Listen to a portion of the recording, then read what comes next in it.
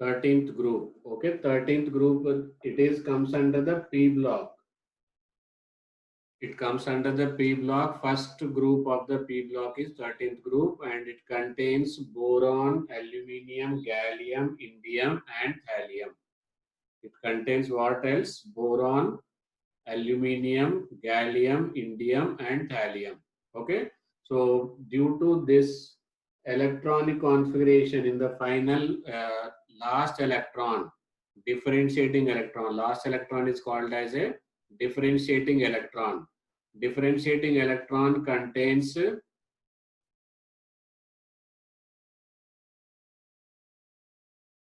boron, aluminium, gallium, indium, thallium, Tl.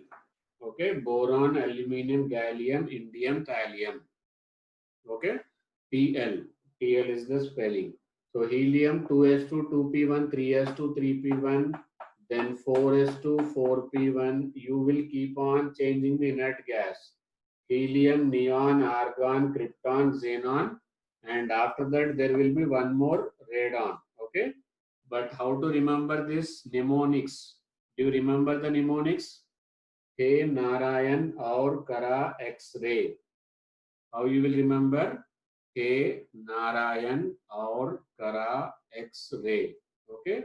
So and here Bal Ginle Takle. Okay. So Bal Bal Bal Ginle Takle. Okay. Tl means thallium. Gin means gallium and indium. Bal means boron and aluminium. Okay. So here you will keep on increasing the atomic number one by one. 4s2 4p1, then 5s2 5p1, then 6s2 6p1. Okay. So once it is needed, then we will come to know. Apart from this, there are some general properties. Boron is a metal. Okay. Sorry, boron is what? Non-metal. Boron is a non-metal and it forms covalent compounds. Okay, and it forms which type of bonds? Covalent compound. Okay, whereas there is no tendency to form valent compound. Four other elements are trivalent compounds. Okay, these are also trivalent compounds. Trivalent compound and metals. Trivalent compound and metals. Okay. So, but you can say some in amphoteric properties. See, just before this, it is boron is non-metal, and after this, these are the metals. So, there will not be completely metallic properties. Some properties also will be non-metallic properties. You can say it can be amphoteric also. Aluminium, what you can say? Amphoteric. It is some metalloid. Okay, but due to low ionization energy, metallic properties only dominating.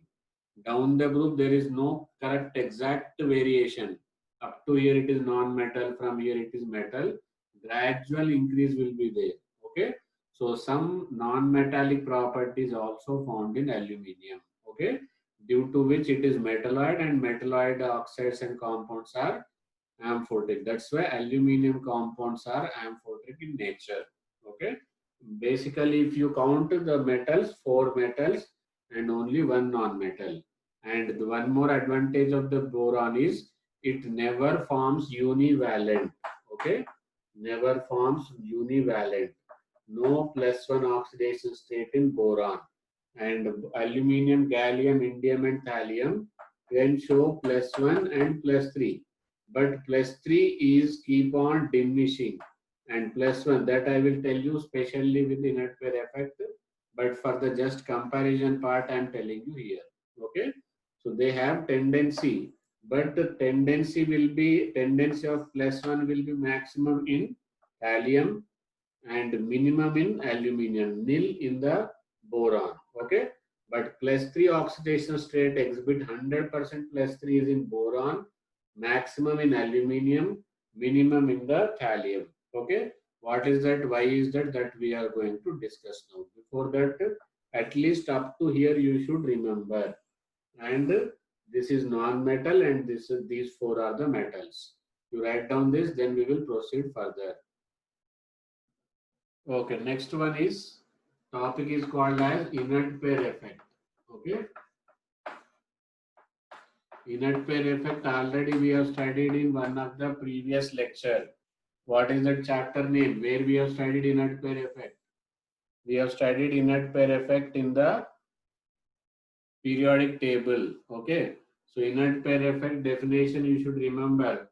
I don't think you remember, that's why I'm revising it again. Okay, inert pair effect is the reluctance. Inert pair effect is what? Reluctance shown by. Reluctance shown by. Inert pair effect is the reluctance shown by S subshell electron. S subshell electrons. Reluctance shown by S subshell electrons to participate in. Okay, reluctance shown by S subshell electron to participate in bond formation. This is the exact definition. Okay, so the S subshell, actually speaking, let us take in the 13th group. Configuration is what? NS2 NP1. Okay, let us take this is NS and this is NP. This is NS. Okay, and NS contains 2 electrons and NP contains only 1 electron. See, this is already fully filled and it is inert in nature. Okay, NS subshell is fully filled and inert in nature. Is it understood? So this, because of the fully filled nature, it don't wanted to participate in bond formation by migrating from here to here. So that avoiding tendency, that lazy tendency is called as a inert pair effect. Why inert? Inert means not participating in the reaction. What is the reason? Because they are already paired. Okay, so that is what called as inert pair effect. So if it does not participates, if it does not participate, how much will be the oxidation state? Only +1 oxidation state. Okay, so when inert pair effect is maximum, okay, when inert pair effect is maximum, once we say inert pair effect is maximum, that means electron will not go. If inert electron will not go, then only one electron will participate. So inert pair effect is maximum, oxidation state will be minimum. Okay, so let us take inert pair effect is minimum. Let us take inert pair effect is minimum. Okay, so minimum means there is no problem, it will go. Okay, so that time if electron goes here, then oxidation state will be maximum. Just you can remember this in that way. When inert pair effect is minimum, oxidation number will be maximum. When inert pair effect is maximum and oxidation number will be minimum. Okay, so note down this inert pair effect, and why I am specifically telling you, because like alkali metals, we have studied some common properties, photoelectric effect, and what do you call flame coloration, solubility in liquid ammonia. They are all general topic. Like that, in the P block, inert pair effect is common topic. If you study properly in the 13th group itself, if you study properly in the 13th group itself, then it will be easy for you to use it in the 14th group, 15th group, and so on. Everywhere you will find inert pair effect.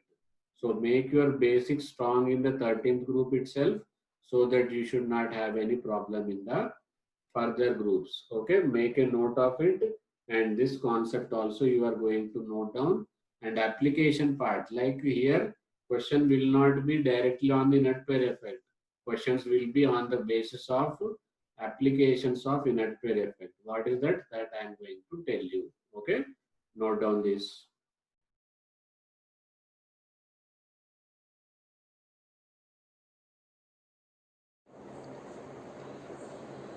Okay, we have studied inert pair effect.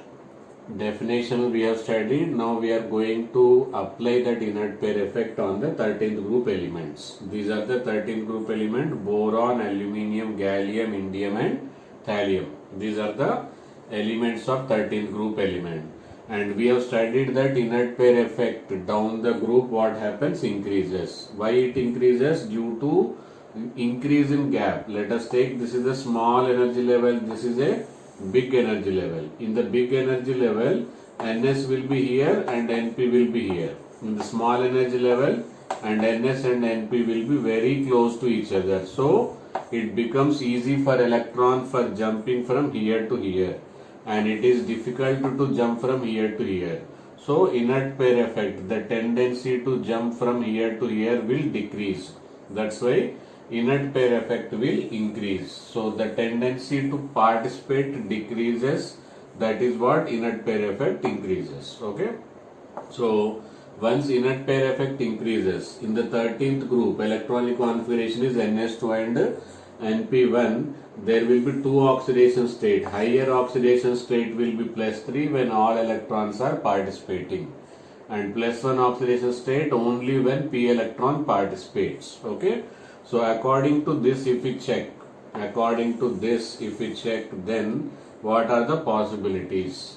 So once inert pair effect increases, when inert pair effect is maximum, here it is maximum and here it is minimum, or we can say no inert pair effect found in the boron, maximum inert pair effect found in the thallium.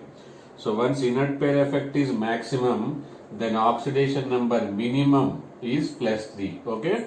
So this stability will increase. What will increase? Stability of the +1 oxidation state will be stable, and +3 oxidation state will be decreasing. The stability here, what is this criteria? Stability. Okay, that means boron can form +3 oxidation state only, and their stability decreases in the thallium. Thallium does not form or forms also unstable in the +3 oxidation state. Okay. Whereas in thallium, +1 oxidation state is highly stable, and in boron there is no tendency, if at all forms, there will be unstable, okay, in the +1 oxidation state. Now because of this, there are certain properties. Okay, there are certain properties, and indirectly questions will be there. Concept will be this one, but questions will be different. Okay. First of all, direct stability questions can be there. Stability questions can be there. Let us take GaCl3 stable. Okay. GaCl3 stable, but GaCl not. Okay. This can be the question. So whenever you find there is a difference of +2, see here 3 and 2. So 2 oxidation state stable, definitely you can write out the the inert pair effect. What you write? Reason, inert pair effect. Irrespective of the type of question, if there is a change in oxidation number of 2, +4 and +2, +5 and +3, +7 and +5, +6 and +4, like that, the gap must be how much? 2. Then the mostly 90, this is what called as a cheat code.